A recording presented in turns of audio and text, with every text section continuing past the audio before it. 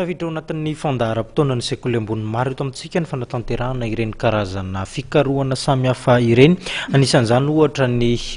fikarohana izay aranty etsy amin'ny trano fandraisam-bahiny Carleton mandritra ny varavarana misokatra tanterahana sekoly ambony ISPM. Ireo tetikasa tena misongadina izay notanterahan'ny mpianatra eo anivon'ny sekoly ambony ISPM no ampirantiana eto amin'ny trano fandraisam-bahiny Carleton mandritra ny 2 andro. Anisan'izany ny fanodinana ireo fako ho lasa solika. Nananaovana ny projet ny transformation des déchets plastiques en carburant satria amin'izao fotoana izao hitanay hoe be dia be loatra ny plastika manerana ny tany dia faharoan'izay koa fiakaran'ny carburant amin'izao dia processus anaovana anazy triena aloha plastique et après triage izy dia hoentina amina température à 450 degrés dia namboatra lafaoro zany zay fa ny réaliser an'izay projet izay dia lafaoro io consiste hoe récupérer les vapeurs an'ilay plastique satria ny important indrindra fa lafaoro fermé izy dia mandalo misiposiny les vapeurs dia rehefa azy les vapeurs avy eo dia mandalo réfrigérant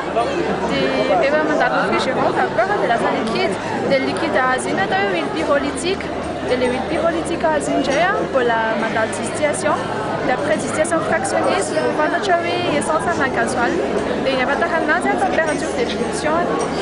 Anisan'ireo tetikasa notanterahan'ireo mpianatra eo anivon'ny lalam-piofanana économie et management de projet ny calendrier économique et commercial de Madagascar. Mamety tombotsoa ho an'ny agent économique moa zany ny calendrier économique de Madagascar dia ny ménage zany dia ny entreprise dia ny administration dia ny institution financière. Koa tombotsoa amin'ny fampiasana azy dia mbola tsisy nanao teto Madagascar le calendrier économique dia hitanay zany amin'ny maha économiste anay dia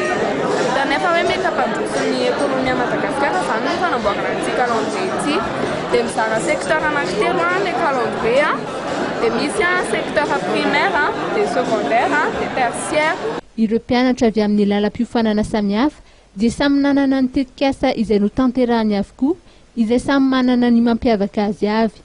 Mbola hitora-pitsy moa ny varavarana misokatra izay tanterahan'ny ISPM eto amin'ny trano fandraisam-bahiny Carleton izay azo ny rehetra tsy diana.